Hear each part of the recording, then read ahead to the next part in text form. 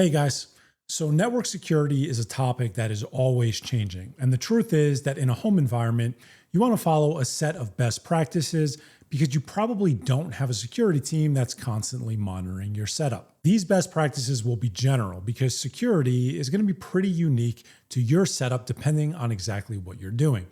For example, if you're exposing something like a web server, you're going to have to take different steps than someone who isn't port forwarding anything. But there are a set of best practices that you can follow that will give you a good baseline to security. The only disclaimer I'll give is that these best practices don't guarantee security, and quite honestly, nothing will.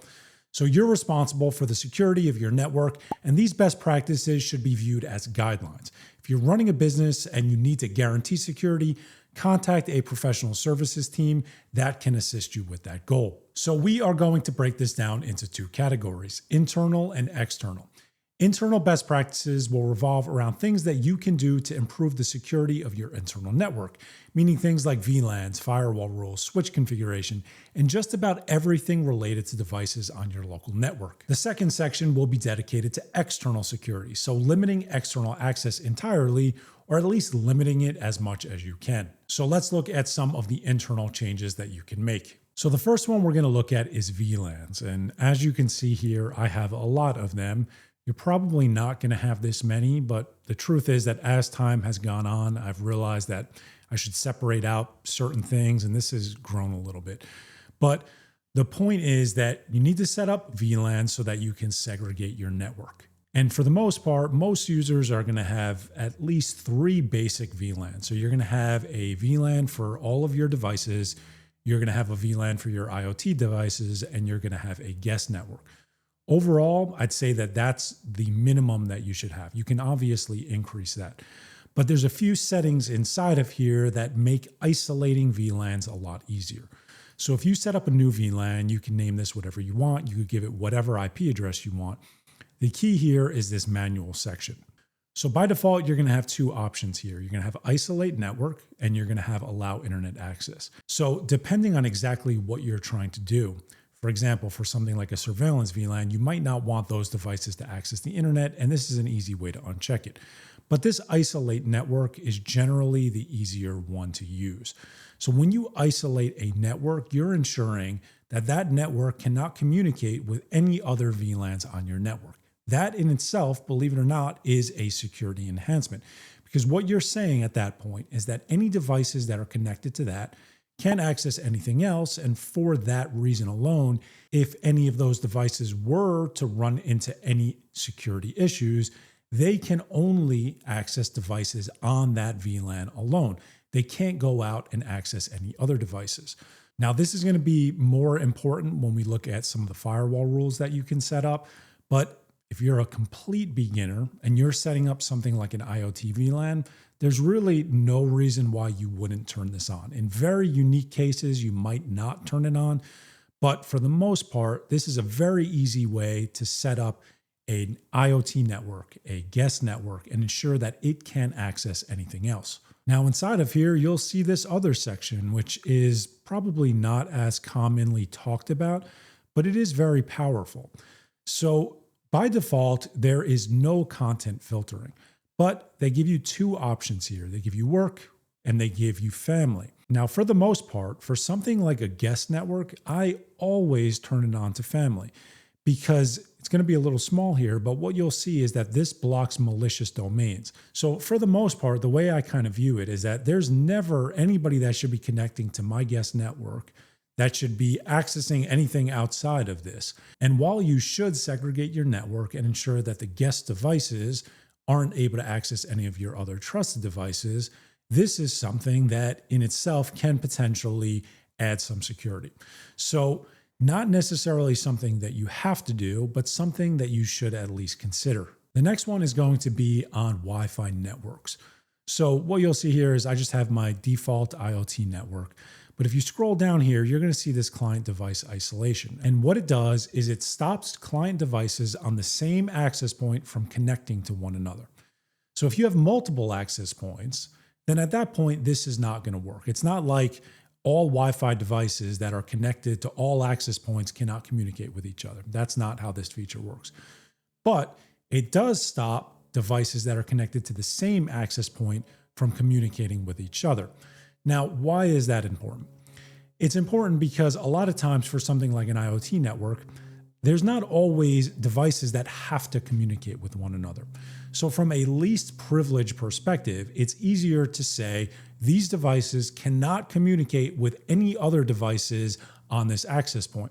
And then to take it one step further, at a later time, what you can do is you can create firewall rules that limit access even further. And it gets a little more confusing because at that point, then it's more layer 2 versus layer 3 traffic and what can and cannot communicate with one another. But we're not going to get bogged down in that right now. But the point is that you can come in here and you can enable that. And in some cases, especially if you only have one access point, it can be a huge security enhancement. The only thing I'll mention is that this must be done on each Wi-Fi network. So it's not a setting that is global, it's a setting for each Wi-Fi network. So now we're going to get into firewall rules. And firewall rules deserve a full video. I have a basic video. If you want to see a full firewall video, leave a comment for that. But my recommendation right off the bat is to use Ubiquiti's zone-based firewall. It's new with UniFi 9, and it's just a lot easier to manage, in my opinion, than the old firewall was.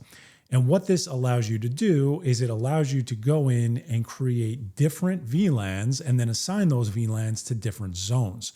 So for now, I just added my guest network to the untrusted internet zone that I created, which we'll talk about here in a second. But to show you how easy it is to move VLANs from one zone to another, if you click into a zone, you can then go in and select exactly which VLAN should be part of that zone. And then at that point, they will move to that. So then what you're really doing is you're creating firewall rules based on zones, which makes it just easier to manage, in my opinion. Now, what you'll see here is that I have two zones that I created. So these top zones, internal, external gateway, VPN, hotspot, and DMZ, those are all default zones that Ubiquiti has. I created two new zones, untrusted internet and untrusted no internet. So untrusted internet are devices that I do not trust, but I do allow them to access the internet. So you'll see here my IoT VLAN. Untrusted no internet is devices that I don't trust either, but I do not want them to access the internet. So it's more for my surveillance VLAN. You can kind of ignore this Proxmox cluster. I have a Proxmox cluster that I set up, and I use this VLAN for quorum. Not important. I have a video on that if you're interested in seeing that. So you can kind of ignore this.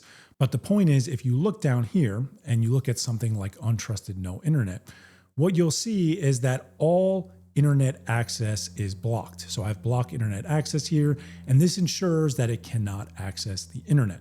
Now, what you'll see above is that I do have a few devices that I allow to access the internet. So I have a few surveillance devices that I need to access the internet for things like updates and stuff like that. So I went in and I created a firewall rule. But if it's not one of these 7 devices here, internet access will be blocked.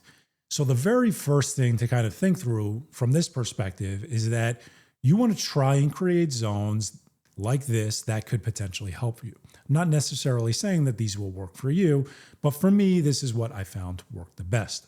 Now, by default, all VLANs that are part of a zone will be able to communicate with one another.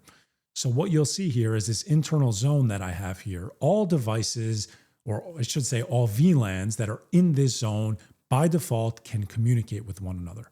However, of course, you can limit that access by creating firewall rules. So if we come in here and we say internal, what you'll see is that I did create some firewall rules to ensure that certain devices cannot communicate with other VLANs. So for example, my development VLAN that I use for a lot of testing cannot communicate with my trusted VLAN or my management VLAN. This ensures that while they're still in the same zone, they cannot communicate with one another. So the way that you really want to think about this is that first step is you want to create zones that make sense for you so that you can add VLANs to those zones and not have to manage and create a bunch of firewall rules every time you create a new VLAN. Step 2 is that you're going to want to consolidate some of your VLANs in specific zones. As soon as you do that, though, you have to look at those VLANs and ensure that those VLANs should communicate with one another. Because if they shouldn't communicate with one another, they can stay in the same zone because they might have to communicate with other zones the same way, and that would allow you to manage firewall rules that way.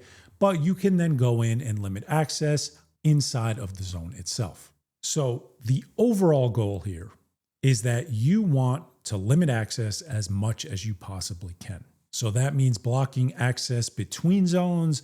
That means allowing certain devices to communicate potentially, or entirely blocking it. But you need to look at it from the perspective of, I want these devices to have as little communication with my other devices as they can, assuming they do not need to.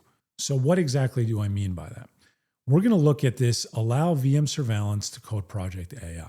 So VM surveillance is a device on my surveillance VLAN. It cannot traditionally access the internet, and it cannot traditionally access any other devices on my network. But I do need it to access my Code Project AI server, which I have running on a trusted VLAN in Docker. So there's two ways you could do it. You could say that VM surveillance can go out and it can communicate with that device entirely, and communication back and forth will work. Or what I would recommend is that you limit access a little further. So what I do is I come in here and I say that VM surveillance can access the IP address of that device, but more specifically, the port of that device. So now we're saying this device cannot communicate with that device entirely. So God forbid VM surveillance was compromised in any way, it would not be able to communicate with the entire Code Project AI server. It can only communicate with this one port. That increases security. While it might not potentially seem that way, it does increase security because we're not allowing it to access everything. We're basically punching a hole, and we're saying that this one device can access this other device, but only on this one port. And then at that point, you can limit access even further, but that's a general guideline that you can follow. It's a least permission approach. Now, the next thing that you can do is you can limit access to your gateway itself. So for example, I have this development VLAN here. And if we click into the internal zone and gateway, what you'll see is I have this block to firewall ports rule.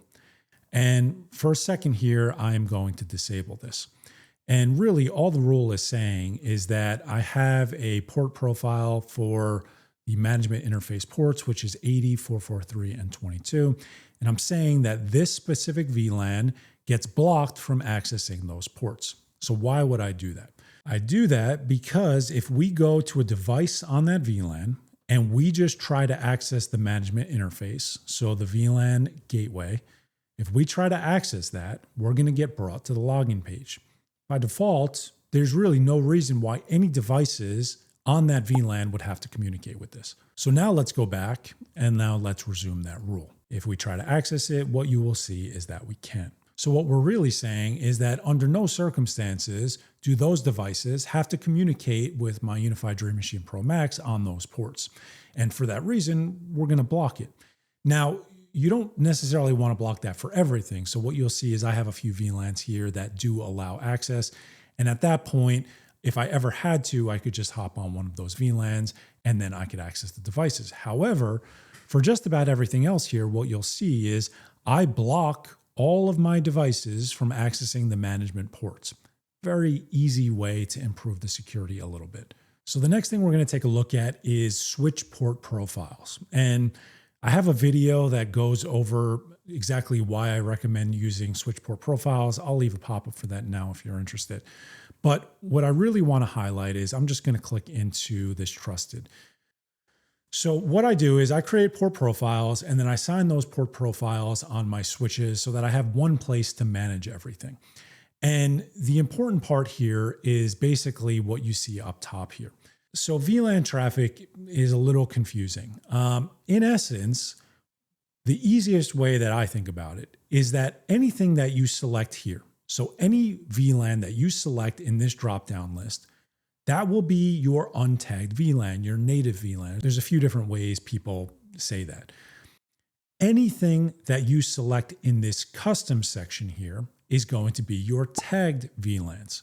So by default, I think everything is allowed. So if you selected something and then you came and allowed everything, what that would mean is that the untagged VLAN on this specific port profile is my trusted VLAN, but it can tag traffic on all of my other VLANs.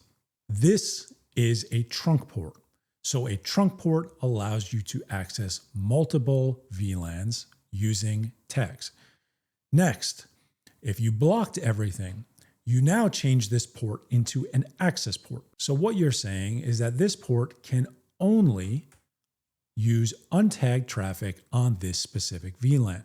Next would be custom, in which case you can specify exactly which VLANs can be tagged. So what does this all mean?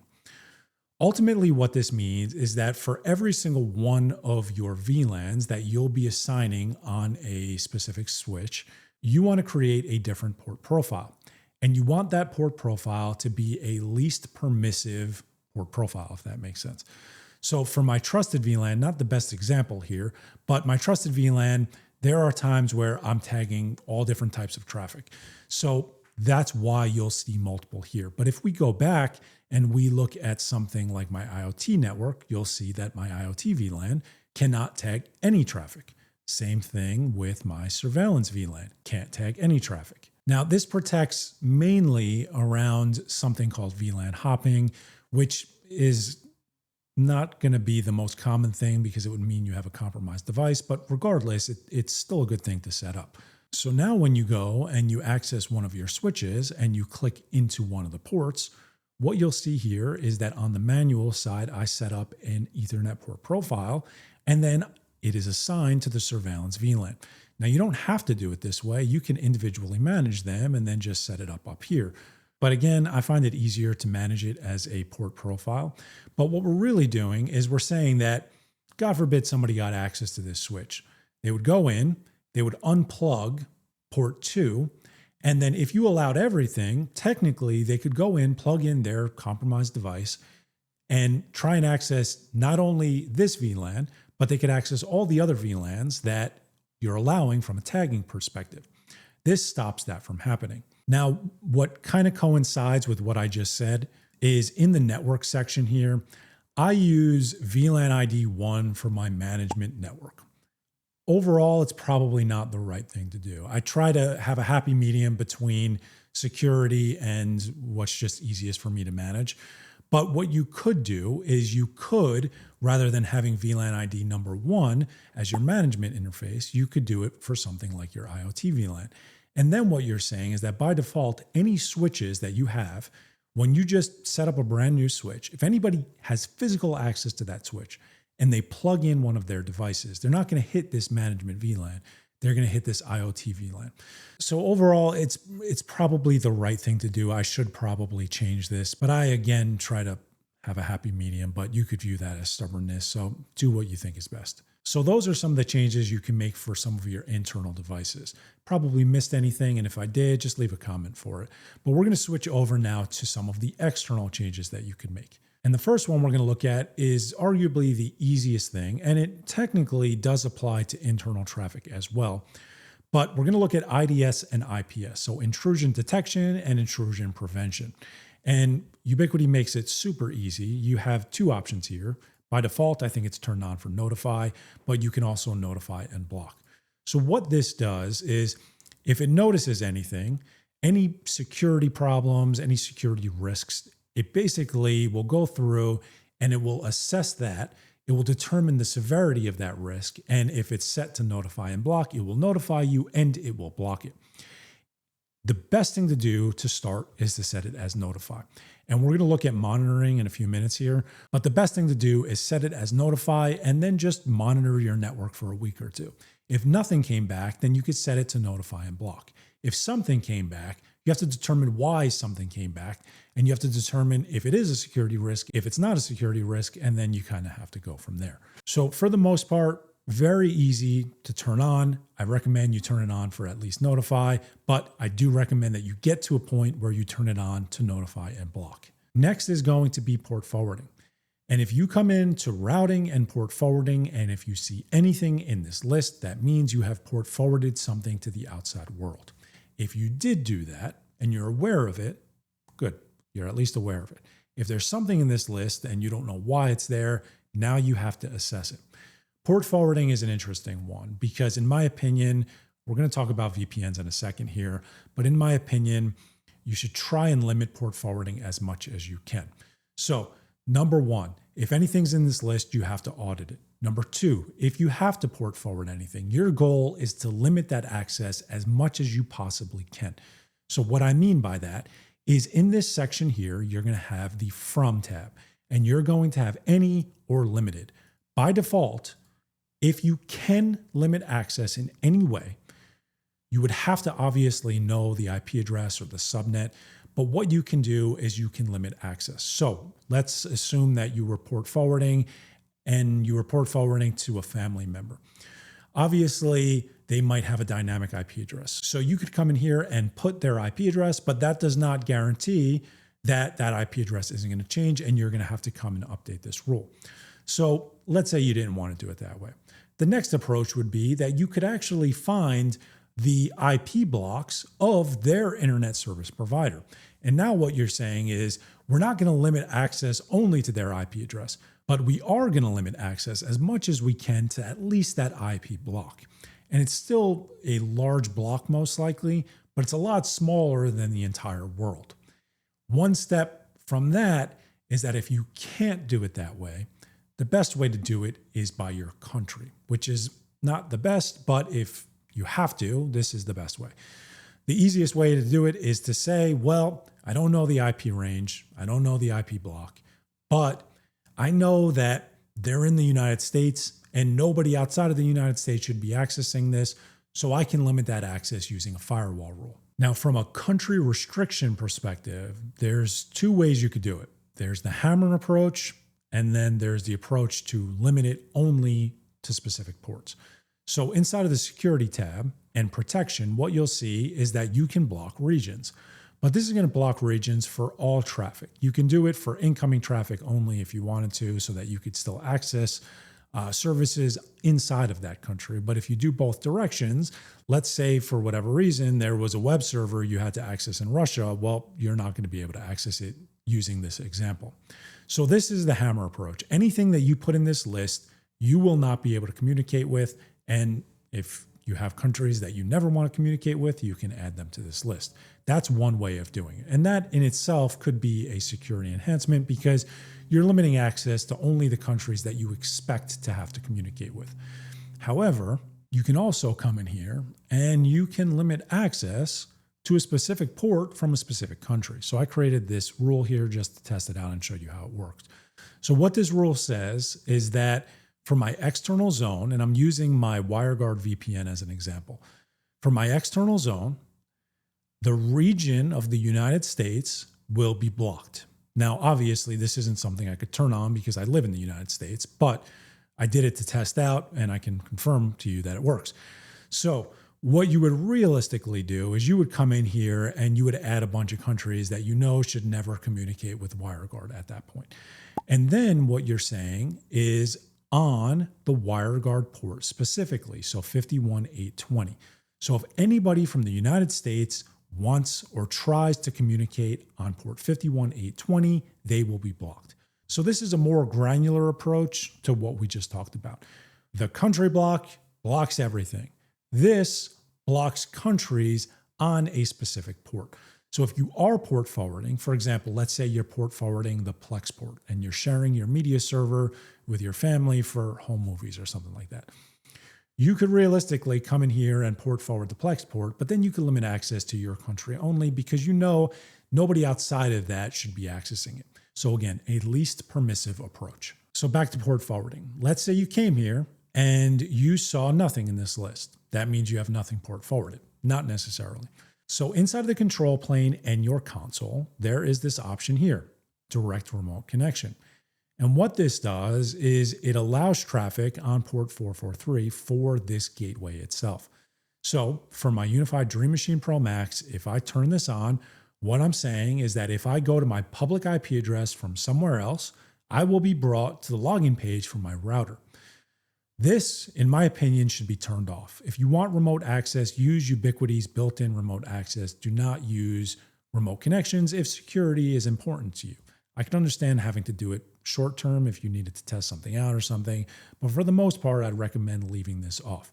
If this is off and nothing is port forwarded, you can be fairly confident that nothing is accessible to the outside world. Now, you can go in and run port scans to confirm that, but for the most part, if nothing's port forwarded and this direct connection is turned off, nothing is accessible from the outside world. Which then gets us to our last point, which is that if you need to access services internally from the outside world, set up a VPN. That's my recommended approach.